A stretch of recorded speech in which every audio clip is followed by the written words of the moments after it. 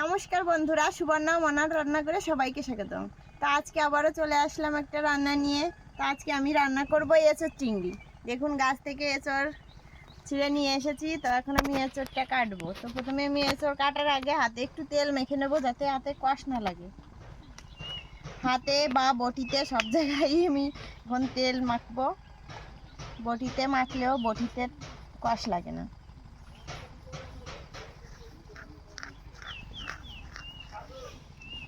হাতেও ভালো করে তেল মেখে নেব।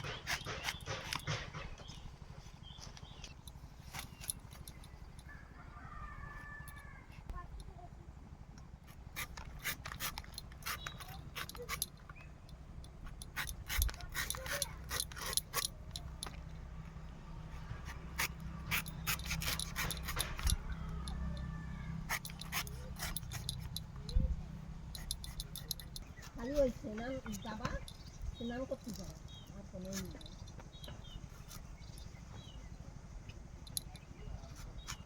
এরকম একটা শিখতে স্নান করা,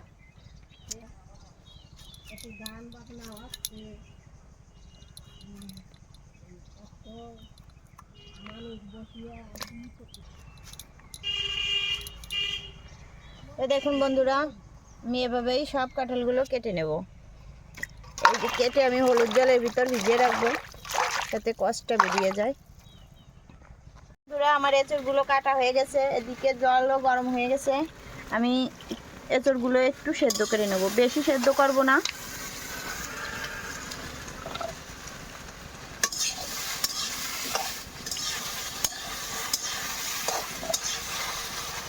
বন্ধুরা, আমার এঁচড়গুলো সেদ্ধ করা হয়ে গেছে, পুরো সেদ্ধ করে নিয়ে আমি হাফ সেদ্ধ করেছি। তো সেদ্ধ করা হয়ে গেছে। এবার আমি কড়াইতে তেলও গরম হয়ে গেছে। আমি প্রথমে চুইঝালগুলো ভেজে নেব। আমি এঁচড়ের ভিতরে চুইঝাল দেবো। প্রথমে আমি চুইঝালগুলো ভেজে নেব।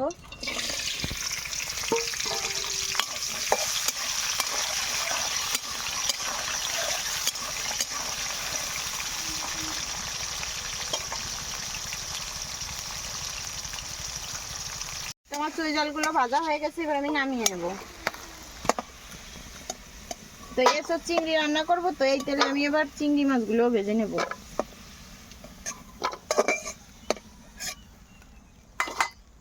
এই দেখুন চিংড়ি মাছ, গলদা চিংড়ি, আমাদের ঘেরেরই চিংড়ি। তো চিংড়ি মাছগুলো এবার ভেজে নেব।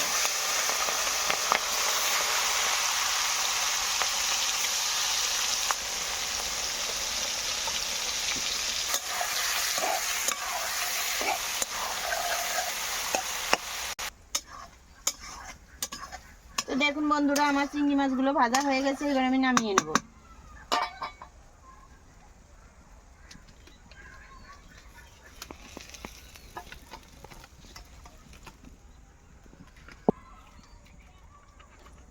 আমি এঁচড় আর আলুগুলো একটু ভেজে নেব।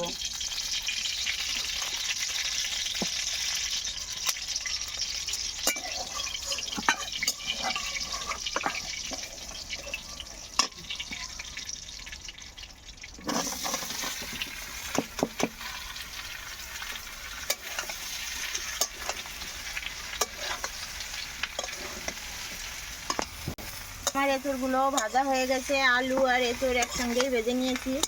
তো আমি এখন আলু আর এঁচড়গুলো নামিয়ে নেব।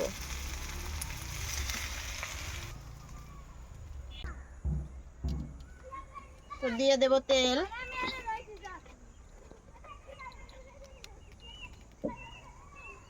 দিয়ে দেব কিছু গোটা জিরে আর তেজপাতা।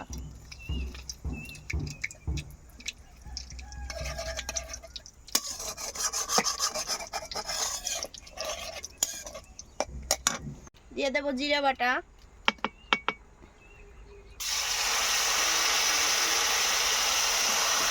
ধনিয়া বাটা,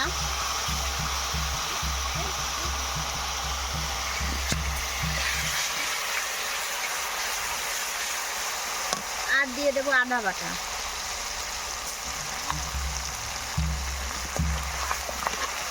এবার একটু জল দিয়ে ভালো করে মশলাটা কষিয়ে নেব।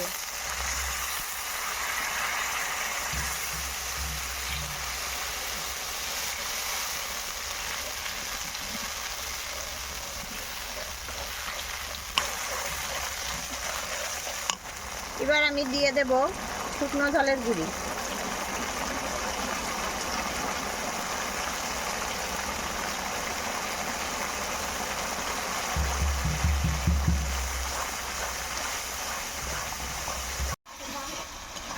দেখুন মশলা সুন্দর কষানো হয়ে গেছে, উপর দিয়ে তেলও ছেড়ে দিয়েছে। এবার আমি দিয়ে দেবো এর ভিতরে ভেজে রাখা এঁচোড় আর আলু।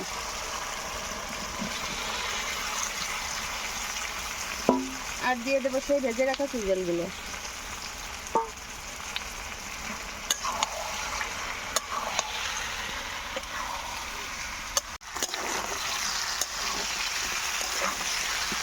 এবার আমি দিয়ে দেব স্বাদ মতো লবণ আর হলুদ।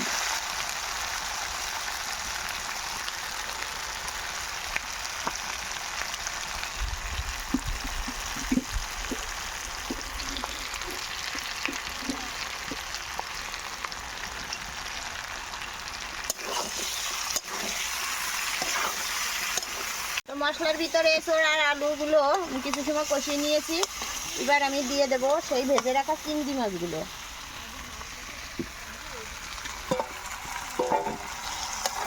একটু নেড়ে ছেড়েই আমি দিয়ে দেব নারকেলের দুধ।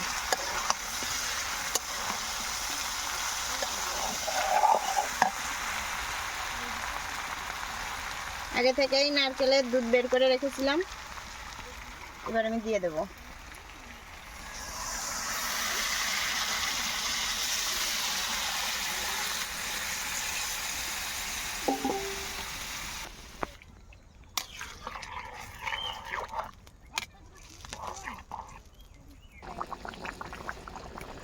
তো স্বাদটা বাড়ানোর জন্য দিয়ে দেবো একটু চিনি, সামান্যই চিনি দেব, যে যেমন খান সে তেমনই দেবেন।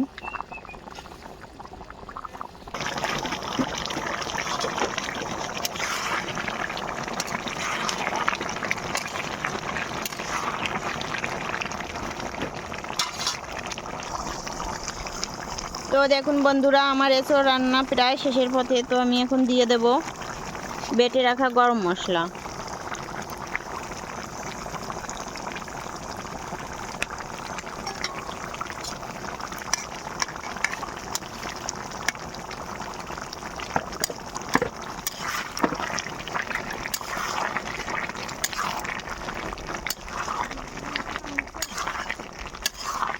আমার এঁচোড় রান্না হয়ে গেছে, এবার আমি নামিয়ে নেব।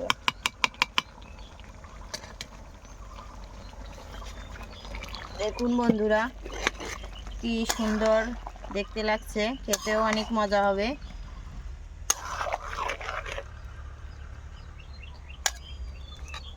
তো বন্ধুরা, এভাবে বাড়িতে এঁচোড় চিংড়ি রান্না করে খেয়ে দেখবেন, অনেক মজা। তো আমার রান্নাটা যদি আপনাদের ভালো লেগে থাকে তাহলে অবশ্যই শেয়ার করে দেবেন আর পেজটি ফলো করে পাশে থাকবেন।